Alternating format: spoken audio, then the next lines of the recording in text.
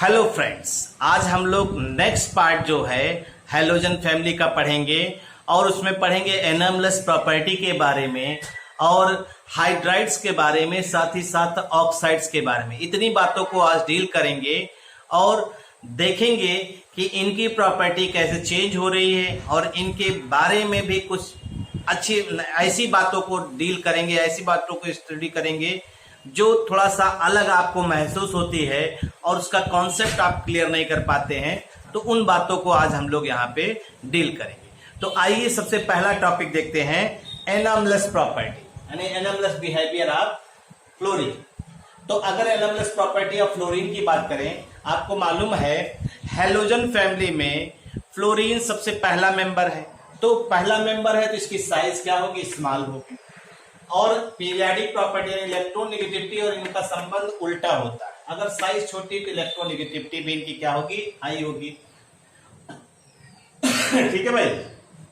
इसके अलावा हमने आपसे बताया था कि फ्लोरीन में नॉन बॉन्डिंग इलेक्ट्रॉन पाए जाते हैं और इस वजह से इनमें रिपल्सिव इंटरेक्शन उनमें पाया जाता है। इसकी वजह से इनकी बॉन्ड डिसोसिएशन एंथैल्पी भी क्या होती है? रो होती है। ठीक है, बॉन्ड डिसोसिएशन एंथैल्पी लो होती है। इस चीज को आपने ऑब्जर्व किया था। और इसके अलावा जो है हमने बताया कि सेकेंड पीरियड का एलिमेंट है, इसलिए इसमें vacant of d orbital valence shell में एब्सेंट होगा। डी ऑर्बिटल में अब आप जानते हैं कि जो हैलोजन फैमिली है वो नॉन मेटेलिक कैरेक्टर शो करता है। तो नॉन मेटल्स हैं तो इसका मतलब इलेक्ट्रॉन गेन करने की टेंडेंसी होगी, इलेक्ट्रॉन लूज करने की टेंडेंसी नहीं होगी। तो इसलिए इनकी आयनाइजेशन एनर्जी क्या होगी? हाई होगी। और साथ ही साथ इलेक्ट्रॉन लेने की टेंडेंसी ज्यादा है, तो रिडक्शन इलेक्ट्रोड पोटेंशियल नहीं, SRP standard reduction potential value भी क्या होगी? हाई होगी।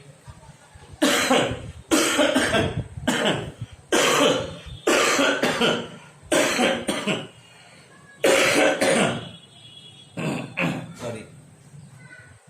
इसके अलावा हमने आपसे बताया कि जब हाई आयनाइजेशन एनर्जी और एसआरपी दोनों की वैल्यू बताया हमने, तो यहाँ पे देखिए इसके अलावा इनका मेल्टिंग पॉइंट, बॉइलिंग पॉइंट लो होगा। हमने उसका कारण बताया कि इसमें नॉन बॉन्डिंग इलेक्ट्रॉन पाए जाते हैं जिसकी वजह से बॉन्ड में स्ट्रेन डेवलप होती है, बॉन्ड वीक हो जाता है। और इसके अलावा इसकी इलेक्ट्रॉन अफिनिटी जो होती है वो भी लो होती है। आपने पढ़ा है कि क्लोरीन की अपेक्षा फ्लोरीन की इलेक्ट्रॉन अफिनिटी लो होती है, उसका कारण भी आपको बताया है ड्यू टू द साइज। और साथ ही साथ इसकी बॉन्ड डिसोसिएशन एंथैल्पी आपने यहाँ पे बताया इसकी क्या होती है? लो होती है। तो इन सभी वजह से जो है हम लोग कहते हैं कि फ्लोरीन एक्ट जो है एनामलस बिहेवियर शो करता है अपने ग्रुप में। और आपको मालूम है फ्लोरीन जो है HF का फॉर्मेशन करता है और हैलोजन, तो ये नॉर्मली लिक्विड होता है, ये नॉर्मली लिक्विड होता है। और इसमें कारण क्या है? Due to presence of intermolecular hydrogen bond. Intermolecular hydrogen bond की वजह से क्या होता है? इसका जो है ये लिक्विड होता है। बाकी HCl, HBr और HI जो है ये सब आपके गैस फॉर्म में एग्जिस्ट करते हैं। तो ये भी एक एनामलस प्रॉपर्टी हुआ कि जो हाइड्राइड्स बनाता है फ्लोरीन उसका लिक्विड होता है, रेस्ट जो है उसमें हाइड्रोजन बॉन्ड एब्सेंट होता है, इसलिए सब के सब क्या होते हैं? गैसियस फॉर्म में पाए जाते हैं। ठीक, अब आइए नेक्स्ट चलते हैं, रिएक्शन विथ हाइड्रोजन या फॉर्मेशन। तो जैसा कि हमने आपसे बताया कि हम लोग हाइड्राइड्स के बारे में यहाँ देखेंगे। तो हाइड्राइड्स ग्रुप 17 के मेंबर जब भी हाइड्रोजन से रिएक्शन करते हैं तो वो एक जनरल हाइड्राइड बनाते हैं, EH जनरल फार्मूला होता है। और जिसमें आप देखिए इसका जो जनरल फार्मूला होगा EH, E का मतलब एलिमेंट्स ऑफ हाइड्रोजन, या ऐसे कहिए HE of the general formula. ठीक, तो यहाँ HF, HCl, HBr, HI ये हमने एक डेटा बना के दिखाया है आपको। और इस डेटा को अगर आप देखिए ध्यान से तो इस डेटा की सहायता से हम तो तमाम चीजें बताएंगे। तो पहला देखिए, हमने कहा ना कि टेक्स्ट बुक में डेटा बना हुआ है, इसमें आपको बहुत ज्यादा अलग से सोचने की जरूरत नहीं है।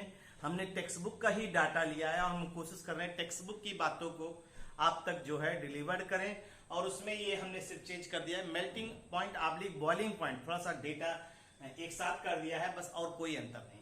अगर आप मेल्टिंग पॉइंट बॉइलिंग पॉइंट का देखिए 190 यानी ये एक्सेप्शनली हाई है।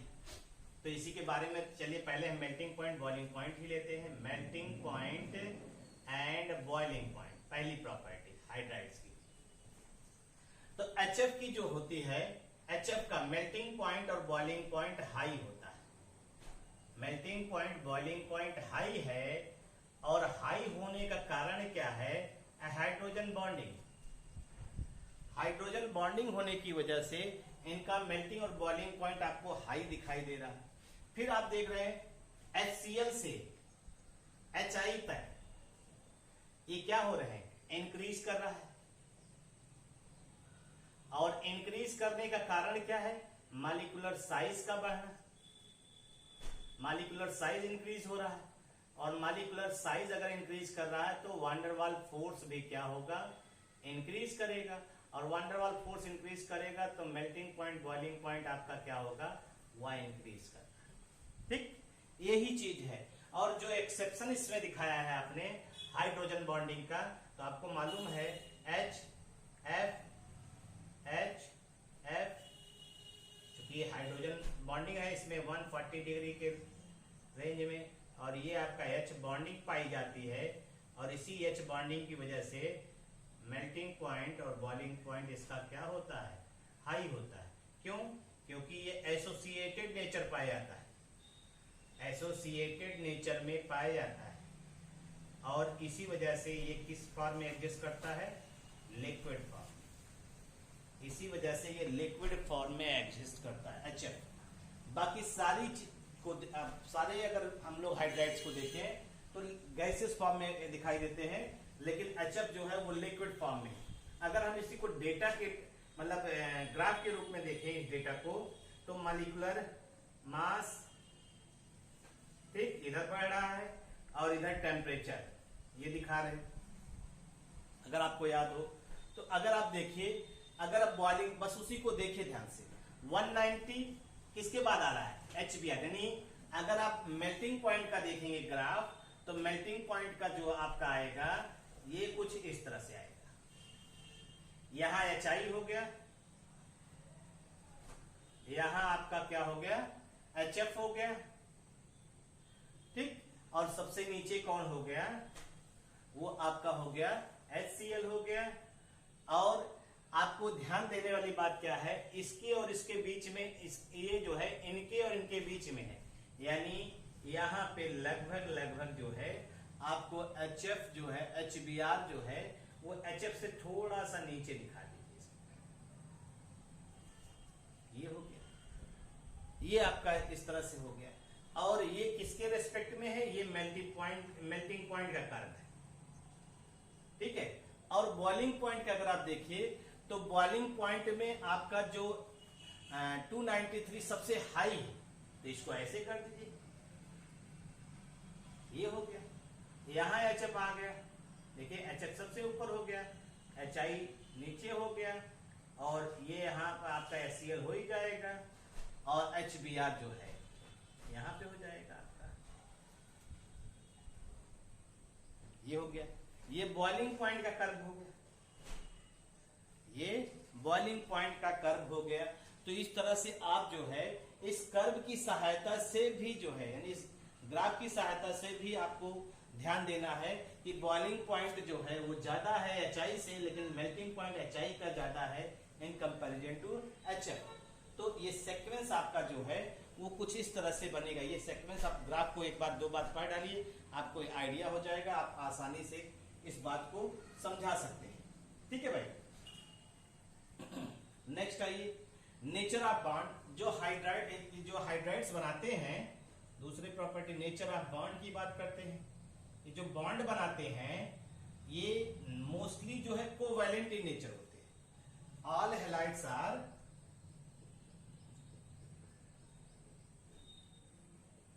Form covalent hydride. Covalent hydride जितने भी होते हैं कोवैलेंट हाइड्राइड्स का फॉर्मेशन करते हैं, ठीक है। और with some ionic character, with some ionic character. इसमें कुछ ना कुछ आयनिक करेक्टर भी पाया जाता है। आयनिक करेक्टर पाए जाने का कारण वही चीज है, आप जानते हैं आयनिक करेक्टर जो होता है वो डिक्रीज करता है। HF, फिर HCl, फिर HBr और फिर HI। आयनिक करेक्टर डिक्रीजेस, और आयनिक करेक्टर डिक्रीज करने का कारण क्या होता है आप जानते हैं, due to decrease in electronegativity difference. अरे भाई आपको मालूम है ये 4 होता है, ये 3 होता है, 2.8 होता है, ये 2.5 होता है और ये 2.1 होता है। हाइड्रोजन 2.1 होता है, तो डिफरेंस कम होगा इलेक्ट्रोनेगेटिविटी का, तो आयनिक करेक्टर भी क्या होगा, वो डिक्रीज करेगा। अगर आप इसी चीज को ध्यान दीजिए, अभी आप इस बॉन्ड डिस्टेंस की बात करिए, डिसोसिएशन एनर्जी की बात करिए, तो on the basis of bond dissociation energy हम लोग ये कह सकते हैं कि बॉन्ड डिसोसिएशन एनर्जी HI की सबसे कम है, तो ये सब ज्यादा रिएक्टिव होगा, यानी सबसे जल्दी टूटेगा, और उसके बाद ये फिर ये यानी थर्मली मोस्ट स्टेबल ये होगा, और थर्मली लेस स्टेबल कौन होगा, HI होगा। तो आइए इसी को देखते हैं, बॉन्ड डिसोसिएशन एनर्जी और बॉन्ड लेंथ के आधार पे हम लोग bond length and bond dissociation energy.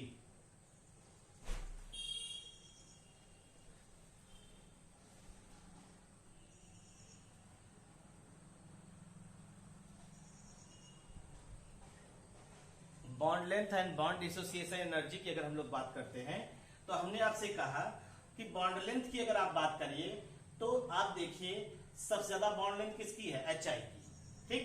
यानी अगर बॉन्ड लेंथ की बात करें तो बॉन्ड लेंथ HI की मैक्सिमम है और HF की जो है मिनिमम है। ध्यान दीजिएगा, ये डेटा में दिया गया है, और आपको मालूम है बॉन्ड लेंथ और बॉन्ड एनर्जी जो होती है, bond length inversely proportional to bond energy, ये होता है। बॉन्ड लेंथ जो होता है वो बॉन्ड एनर्जी का इनवर्सली प्रोपोर्शनल होता है। तो अगर आप देखेंगे तो यहां पे आप कह सकते हैं बॉन्ड एनर्जी ऑफ HI सबसे मिनिमम होगा और बॉन्ड एनर्जी ऑफ HF जो है सबसे मैक्सिमम होगा, ठीक। तो अब इसी को हम बेस मानते हैं और थर्मल स्टेबिलिटी और रिड्यूसिंग करेक्टर आपको दिखाते हैं। Thermal stability and reducing character. आपको मालूम है टॉप टू बॉटम चलने पर, टॉप टू बॉटम चलने पर जो बॉन्ड लेंथ है वो क्या हो रही है, बॉन्ड लेंथ इंक्रीज कर रही है,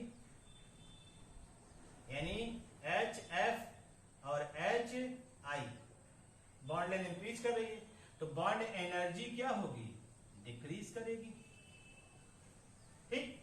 तो ये वाला thermally less stable, thermally less stable होगा,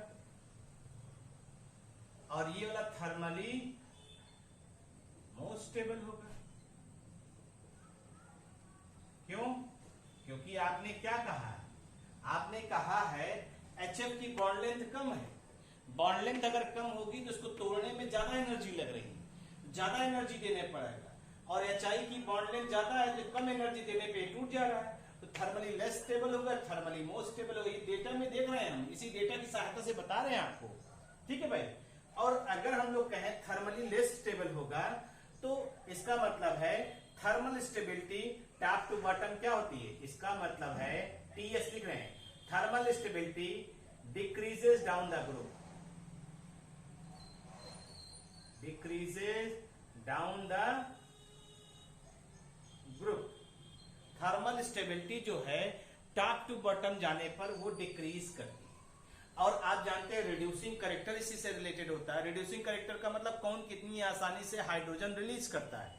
तो इस आधार पे हम लोग कह सकते हैं कि थर्मली अगर लेस स्टेबल है तो आसानी से ये हाइड्रोजन देगा, इजिली हाइड्रोजन गिव्स। और जब आसानी से हाइड्रोजन देगा तो इसका मतलब है HI जो है स्ट्रॉन्गेस्ट रिड्यूसिंग एजेंट होगा, स्ट्रॉन्गेस्ट रिड्यूसिंग एजेंट होगा। आसानी से हाइड्रोजन दे रहा है ना, स्ट्रॉन्गेस्ट रिड्यूसिंग एजेंट होगा। इसका मतलब हो गया कि रिड्यूसिंग कैरेक्टर इंक्रीजेस, यानी हम सीधे सीधे कह सकते हैं एक साथ कई चीज बन सकता है। टॉप टू बॉटम चल रहे हैं तो देखिए यहां पे थर्मल स्टेबिलिटी डिक्रीज कर रहा है, ठीक है, एक पॉइंट। दूसरा पॉइंट है थर्मल स्टेबिलिटी डिक्रीज कर रहा है तो रिड्यूसिंग कैरेक्टर इंक्रीज कर रहा है, रिड्यूसिंग कैरेक्टर इंक्रीज कर रहा है। और का कारण क्या हो जाएगा, कारण पूछा जाएगा, बिकॉज आप बताएंगे बॉन्ड लेंथ इंक्रीज कर रहा है, बॉन्ड एनर्जी क्या हो रही है, डिक्रीज कर रही है।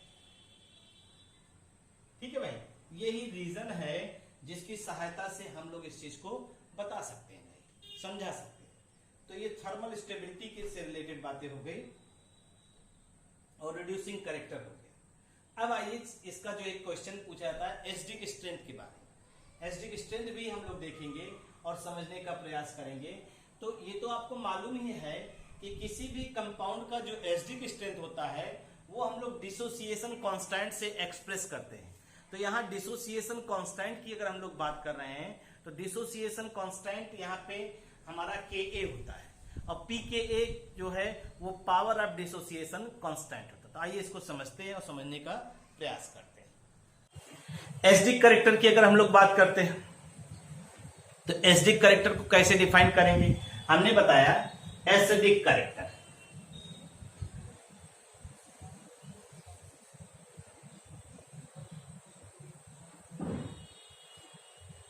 एसिडिक कैरेक्टर की अगर हम लोग बात करते हैं तो इन गैसियस स्टेट आप जानते हैं जितने भी HX होते हैं, in gaseous state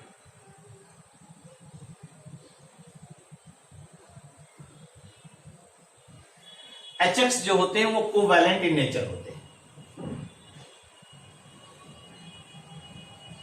covalent in nature. और जैसे ही इनको एक्वस सॉल्यूशन में डिसॉल्व करते हैं ये आयोनाइज होते हैं। ठीक है भाई, जैसे ही आप एक्वस सॉल्यूशन में डिसॉल्व करते हैं और ये आयोनाइज होते हैं, but in aqueous solution they ionizes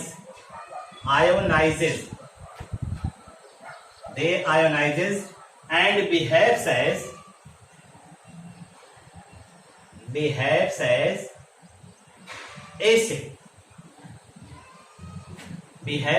acid, ठीक। तो अगर हम लोग इनके आयनिक कैरेक्टर को ध्यान रखें तो जो ट्रेंड है, ठीक है, जो हम लोग कह सकते हैं वो HI are more acidic than SBr, HBr are more acidic than HCl, HCl are more acidic than HF। ये आपका ट्रेंड है जिस ट्रेंड के हिसाब से हम लोग कहते हैं, ठीक। तो यहां पे हम लोग बताएंगे HI जो है वो स्ट्रॉन्गेस्ट एसिड है और HF जो है ये वीकेस्ट एसिड है, ठीक है। लेकिन अगर हम इलेक्ट्रोनेगेटिविटी वैल्यू को बेस माने, बट इलेक्ट्रोनेगेटिविटी वैल्यू को अगर हम लोग बेस्ड माने, ऑर्डर इज रिवर्स, ऑर्डर क्या हो जाएगा, ऑर्डर इज रिवर्स। और ऑर्डर रिवर्स क्या होगा, HF is more acidic than HCl, HCl is more acidic then HBr HBr is more acidic then HI। ये ऑर्डर रिवर्स हो जाएगा। ऑर्डर रिवर्स हो गया, क्यों? क्योंकि HF जो है में फ्लोरीन की इलेक्ट्रोनेगेटिविटी ज्यादा है, फ्लोरीन की इलेक्ट्रोनेगेटिविटी मैक्सिमम है, फ्लोरीन की इलेक्ट्रोनेगेटिविटी मैक्सिमम है। ठीक, तो ये कंपाउंड क्या होगा? कंपाउंड मोर आयनिक होगा, मोर आयनिक होगा तो इजिली आयोनाइज होगा, easily ionises, easily H plus ion given, और मोस्ट एसिडिक, ये हो जाएगा मोस्ट एसिडिक, ये चीज हो जाएगी। क्या कहा हमने? फ्लोरीन जो है कि इलेक्ट्रोनेगेटिविटी सबसे ज्यादा है, तो फ्लोरीन की इलेक्ट्रोनेगेटिविटी सबसे ज्यादा होगी तो कंपाउंड जो होगा आयनिक होगा, और आयनिक होगा तो ज्यादा आसानी से आयोनाइज होगा, ज्यादा आसानी से H प्लस आयन देगा, और जो H प्लस आयन ज्यादा देगा वो क्या होगा? ज्यादा एसिडिक होगा। लेकिन किसी भी कंपाउंड की एसिडिक कैरेक्टर सिर्फ एक ही फैक्टर पे डिपेंड नहीं करते, तमाम और भी फैक्टर्स होते हैं जो एसिडिक बिहेवियर में कंट्रीब्यूट करते हैं। ठीक है भाई?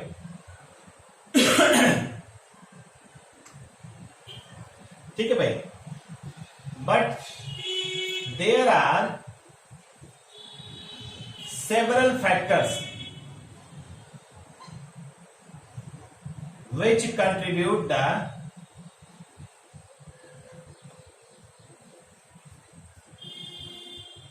acidic, which contribute the acidic strength, which contribute the acidic strength, and the major factor is, and the major factor is, major factor कौन होगा? Bond dissociation enthalpy, bond dissociation enthalpy. ठीक है, जो मेजर फैक्टर होगा वो bond dissociation enthalpy होगा। और bond dissociation enthalpy जो है आपका, वो आप सीधे सीधे उसको डिफाइन कर सकते हैं। तो यहां पे देखिए, बॉन्ड डिसोसिएशन एंथैल्पी में HI का सबसे कम है और HF का सबसे ज्यादा है। ठीक, तो आप बताएंगे HI की बॉन्ड डिसोसिएशन एनर्जी जो है वो मिनिमम है, इसलिए मोस्ट एसिडिक, और HF की बॉन्ड डिसोसिएशन एनर्जी जो है वो मैक्सिमम है, इसलिए लीस्ट एसिडिक होगा। ये चीज है, इसके आधार पे हम लोग कहेंगे कि H प्लस आयन ज्यादा आसानी से रिलीज करेगा, इसलिए ज्यादा एसिडिक होगा। तो यहां पे ये वाला आर्डर हम लोग जो है वो क्या मानते हैं? करेक्ट मानते हैं। ठीक, तो ये इस आधार पे हम लोग कह सकते हैं कि ये हाइड्राइड्स के बारे में, सन ऑफ ऑक्साइड्स की बात करते हैं। ठीक, तो आपको मालूम है हैलोजन जो है, halogens form binary compounds, binary compounds with oxygen, oxygen के साथ बाइनरी कंपाउंड बनाता है और उसे आप क्या कहते हैं? ऑक्साइड्स कहते हैं। लेकिन most of them are unstable होते हैं, most of them are unstable, इसमें से अधिकतर क्या होते हैं? अनस्टेबल होते हैं। Most of them are unstable. ठीक, तो यहां पे अगर हम लोग सीधे सीधे इस चीज को ऑब्जर्व करें और कहें तो हैलोजन बाइनरी कंपाउंड बनाते हैं ऑक्सीजन के साथ, उसे ऑक्साइड्स कहते हैं, और इसमें से अधिकतर क्या होते हैं? अनस्टेबल होते हैं। अब एक एक करके हम लोग देखने का प्रयास करेंगे कौन कौन सा ऑक्साइड्स कौन बनाते हैं। तो जैसे हम लोग फ्लोरीन का पहले लेते हैं, फ्लोरीन को ही डिस्कस करते हैं पहले। फ्लोरीन जो है ये आपका जो ऑक्साइड बनाते हैं O2F2 and OF2, OF2 and O2F2, और आपको मालूम है both are unstable at room temperature, both are unstable at room temperature. ठीक, और एक चीज और, इसे हम लोग ऑक्साइड्स नहीं कहते, these are not oxides, these are fluorides, ये फ्लोराइड्स होते हैं due to high electronegativity of fluorine. Fluorine की हाई इलेक्ट्रोनेगेटिविटी होने की वजह से ये ऑक्साइड्स ना होकर के क्या कहलाते हैं, फ्लोराइड्स कहलाते हैं। ठीक, और हम लोग इसे जो है ऑक्सीजन फ्लोराइड्स कहते हैं। क्या कहते हैं इसका नाम, इनको हम लोग जो है ऑक्सीजन फ्लोराइड्स कहते हैं, ऑक्सीजन फ्लोराइड्स। ठीक, ऑक्सीजन जैसे oxygen difluoride, die oxygen difluoride. ठीक, ये सब के सब स्ट्रॉन्ग फ्लोरिनेटिंग एजेंट होते हैं, ये सब के सब स्ट्रॉन्ग फ्लोरिनेटिंग एजेंट होते हैं, फ्लोरिनेटिंग एजेंट होते हैं, फ्लोरीन को प्रोवाइड करते हैं जहां पर जैसी जरूरत होती है। ठीक, और साथ ही साथ जानते हैं जो इसका OF2 है, OF2 का जो स्ट्रक्चर होता है वो similar to H2O, similar to H2O, और जो O2F2 है उसका structure similar to H2O2, similar to H2O2, H2O2 से मिलता जुलता है, H2O2 से मिलता जुलता, ये ध्यान रखिएगा। अगर हम इसी को ध्यान दें तो यहां पे देखिए OF V शेप होता है वाटर का, तो ये हो गया। अगर इसको देखिए तो इनका जो बॉन्ड लेंथ होता है 141 पिकोमीटर और ये जो एंगल होता है 103। ठीक है भाई, अगर हम इसको देखें तो यहां पे ये आपका आ जाएगा O2F2, OOF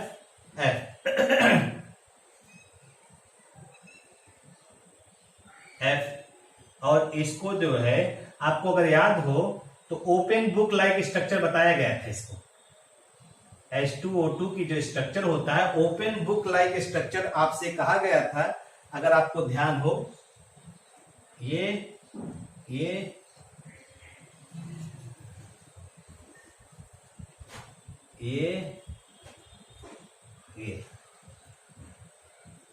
इस तरह से स्ट्रक्चर पाया जाता है O2F2, open book like structure.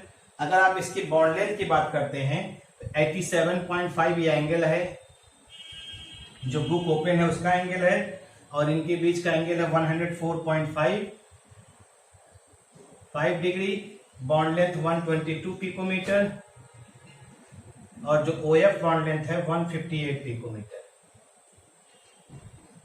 ये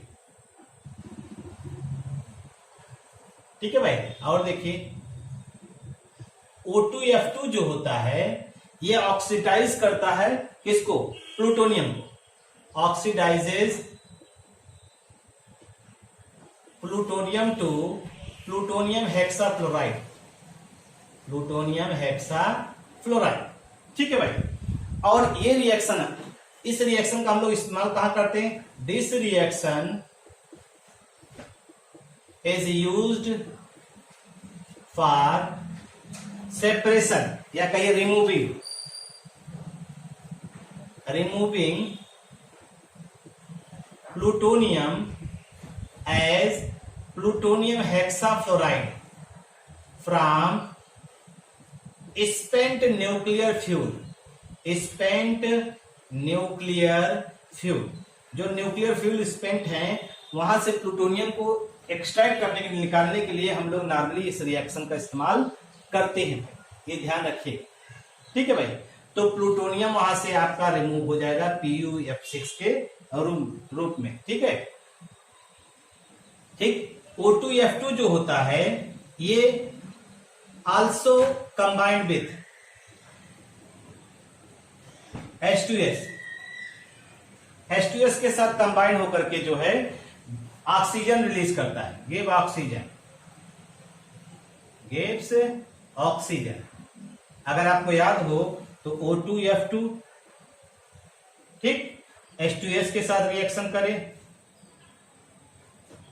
ठीक H2S के साथ रिएक्शन करे अगर, तो आपका जो रिएक्शन हो जाता है वो SF6 बन जाता है, SF6 और प्लस ऑक्सीजन तो रिलीज कर दीजिए, ऑक्सीजन रिलीज हो जाएगा, और प्लस 2HF। क्लोरीन की अगर हम लोग बात करते हैं तो chlorine forms large number of oxides, Cl2O, ClO2, Cl2O6, Cl2O7। Cl2O में क्लोरीन का ऑक्सीडेशन स्टेट क्या होगा? +1, ClO2 में +4, Cl2O6 में +3, +6, Cl2O7 में +7। ये इसका ऑक्सीडेशन स्टेट है, यानी क्लोरीन जो है वो +4 और +6 ऑक्सीडेशन स्टेट में भी ऑक्साइड्स का फॉर्मेशन कर रहा है, ये ध्यान रखिएगा। और क्लोरीन के बारे में कहा जाता है ये हाईली रिएक्टिव ऑक्सीडाइजिंग एजेंट का फॉर्मेशन करता है, मतलब ये सब हाईली रिएक्टिव ऑक्सीडाइजिंग एजेंट है, और ये एक्सप्लोड भी करते हैं, टेंड टू एक्सप्लोड, इनकी एक्सप्लोजन की प्रॉपर्टी होती है। एक खास बात ये भी है कि क्लोरीन जो होता है वो लार्जेस्ट नंबर ऑफ ऑक्साइड्स का फॉर्मेशन करता है। क्यों बनाता है वो अभी चर्चा किया जाएगा। While iodine forms least number of oxides, iodine जो है लीस्ट नंबर ऑफ ऑक्साइड्स का फॉर्मेशन करता है, और क्लोरीन जो है लार्जेस्ट नंबर ऑफ ऑक्साइड्स। ये एक नंबर में आपसे क्वेश्चन पुट अप किया जा सकता है कि among the halogens which form largest number of oxides, that is chlorine, और least number of oxide that is आपका, इन तीनों की बात करें ClBrI में आपका ब्रोमीन जो है, आयोडीन जो है लीस्ट है, और क्लोरीन जो है मैक्सिमम। जितने भी ऑक्साइड्स होते हैं वो मोस्टली क्या होते हैं? कोवैलेंट। क्यों? क्योंकि इनके बीच में इलेक्ट्रोनेगेटिविटी डिफरेंस स्मॉल होता है। और जैसे देखिए बॉन्ड पोलैरिटी इंक्रीज करती है, जैसे जैसे आप जाएंगे Cl2I की तरफ बॉन्ड पोलैरिटी इंक्रीज करेगी। सारे कोवैलेंट है लेकिन उसके बावजूद भी उसमें पोलैरिटी अगर देखेंगे तो Cl से I की तरफ मूवमेंट करेंगे तो पोलैरिटी इंक्रीज करेंगे। उसका कारण क्या होता है? Increase in electronegativity difference. जैसे हाइड्रोजन और ऑक्सीजन की इलेक्ट्रोनेगेटिविटी में डिफरेंस बढ़ेगा तो ऑटोमेटिक है जो भी आपके ऑक्साइड्स होंगे उनमें पोलैरिटी इंक्रीज करेगी। ठीक, और यहाँ पे एक और चीज है, ये इंपॉर्टेंट टॉपिक है, ये इंपॉर्टेंट इस वजह से है क्योंकि इसका कॉन्सेप्ट आपको समझना भी है कि जो हैलाइड्स की स्टेबिलिटी होती है, stability of halides form by these halogens are as follows. यानी आयोडीन का जो हैलाइड्स होगा उसकी बात करिए, क्लोरीन की, फिर ब्रोमीन, यानी सबसे ज्यादा स्टेबल क्या होगा? आयोडीन का halides. Oxides of iodine are more stable होता है। क्यों? कि जो stability of halide form by these halogens are, तो उसमें कहा कि आयोडीन सबसे ज्यादा स्टेबल ऑक्साइड बनाएगा, फिर क्लोरीन बनाएगा, फिर ब्रोमीन बनाएगा। तो क्लोरीन का, आयोडीन का ऑक्साइड्स क्यों स्टेबल होता है? क्योंकि आई जो होता है, आई की साइज जो है, आई की साइज लार्ज होती है, और लार्ज साइज होने की वजह से ये मोर पोलराइजेस बाय ऑक्सीजन, ऑक्सीजन के ज्यादा ऑक्सीजन के द्वारा ज्यादा पोलराइज होगा, और इस वजह से ये स्टेबलाइज हो जाता है। क्लोरीन का जो है इसमें मल्टीपल बॉन्ड फॉर्मेशन होता है क्योंकि क्लोरीन डी ऑर्बिटल का इन्वॉल्वमेंट कर लेता है, और इसकी वजह से क्लोरीन का 3d ऑर्बिटल और इसका जो है ऑक्सीजन का 2p, इनके बीच में इफेक्टिव ओवरलैपिंग होगी, p पाई d पाई बॉन्ड होगा, और इसकी वजह से Cl और O के बीच में मल्टीपल बॉन्ड इसको स्टेबलाइज कर देगा। और ब्रोमीन के केस में ये दोनों कैरेक्टर एब्सेंट होते हैं, यानी in case of bromine both characters are absent, और इसी वजह से ब्रोमीन का जो ऑक्साइड होता है इन दोनों की अपेक्षा लेस स्टेबल होता है, या कहिए कि ब्रोमीन में ये दोनों कैरेक्टर ना, higher oxides are more stable than lower ones. और इसको आप फजांस रूल के हिसाब से समझा सकते हैं, फजांस रूल के हिसाब से इसको एक्सप्लेन कर सकते हैं, पोलराइजेबिलिटी का कॉन्सेप्ट लेकर के समझा सकते हैं। ठीक, ऑल दीज ऑक्साइड्स, क्लोरीन जो होते हैं वो पावरफुल ऑक्सीडाइजिंग एजेंट, हमने बता ही दिया इसको। जो ClO2 है, ClO2 जो होता है ये आपका जो है used as bleaching agent, bleaching agent के रूप में इस्तेमाल होता है। ठीक, ब्लीचिंग एजेंट के रूप में इस्तेमाल होता है फॉर पेपर पर, जो रॉ मटेरियल होते हैं पेपर बनाने के लिए उनमें ब्लीचिंग एजेंट के रूप में ये यूज होता है। ठीक, textile and in water treatment, textile and in water treatment. ठीक है भाई, यह सब इसका इस्तेमाल Cl2। ठीक, ये आपका हुआ। ब्रोमीन और आयोडीन के बारे में देखिए। ब्रोमीन जो है इस तरह से ऑक्साइड्स बनाता है Br2O। यहाँ पे ब्रोमीन का ऑक्सीडेशन स्टेट +1, यहाँ +4, यहाँ +6, इस तरह से। ब्रोमीन और आयोडीन आपने क्लोरीन से पहले पढ़ा, +4 और +6 ऑक्सीडेशन स्टेट में कंपाउंड का फॉर्मेशन कर रहे हैं। तो ये सारे ऑक्साइड्स जो ब्रोमीन के, हमने अभी आपसे बताया कि लीस्ट स्टेबल होते हैं। क्यों? क्योंकि इसमें मल्टीपल बॉन्ड बनाने की टेंडेंसी एब्सेंट होती है और साथ ही साथ जो है इसकी पोलराइजेबिलिटी भी कम होती है। Exist only at low temperature, जब अनस्टेबल होंगे तो लो टेम्परेचर पे होंगे, और ये पावरफुल ऑक्सीडाइजिंग एजेंट होते हैं भाई। आयोडीन भी इसी तरह से कंपाउंड का फॉर्मेशन करता है। अगर हम लोग देखें तो ये +4 ऑक्सीडेशन स्टेट में ये भी हो गया। ठीक, आपका ये हो गया आपका +5 ऑक्सीडेशन स्टेट में, और ये +7 ऑक्सीडेशन स्टेट में। तो ये कंपाउंड का फॉर्मेशन कर रहा है। ये इनसॉल्युबल सॉलिड होते हैं और इनको अगर आप हीट करिए तो डिकम्पोज करते हैं। और इसमें I2O5 जो होता है ये गुड ऑक्सीडाइजिंग एजेंट होता है। ये क्या करता है, ये अगर CO को जो है ये CO2 में कन्वर्ट करता है। जो लिबरेटेड आयोडीन है उसका टाइट्रेशन करते हैं हम लोग सोडियम सल्फेट से। ठीक है, हाइपो से ट्रीटमेंट करते हैं Na2S2O3 है हाइपो से। और इस रिएक्शन का यूज हम लोग डिटेक्शन और एस्टिमेशन ऑफ कार्बन मोनोऑक्साइड में करते हैं। ठीक, ये कुछ ऑक्साइड्स के बारे में थे। एक थोड़ा सा और समझ लीजिए, reactivity towards metal. Reactivity towards metal. आपको मालूम है ये जितने भी हेलोजेंस हैं ये सब रिएक्शन करेंगे मेटल के साथ और हैलाइड्स का फॉर्मेशन करेंगे। Form metal halides, form metal halides. तो आप जानते हैं ये मेटल हैलाइड्स का फॉर्मेशन करेगा। ये जितने भी हैं सब मेटल हैलाइड्स का फॉर्मेशन करेगा। और फ्लोरीन इनमें सबसे ज्यादा रिएक्टिव होता है और reactivity decreases down the group है। तो इसका मतलब है सबसे ज्यादा metal fluoride, metal chloride, metal bromide, metal iodide इस तरह से बनाएगा और इनका आयनिक कैरेक्टर भी डिक्रीज करेगा। ठीक है, इनका आयनिक कैरेक्टर भी डिक्रीज करेगा क्योंकि इलेक्ट्रोनेगेटिविटी डिफरेंस भी क्या होगी, वो डिक्रीज करेगी। और जो मेटल है अगर मान लीजिए एक से ज्यादा ऑक्सीडेशन स्टेट शो करते तो metal with higher oxidation state should be more covalent character. ये किसके आधार पर समझाते हैं, फजांस रूल।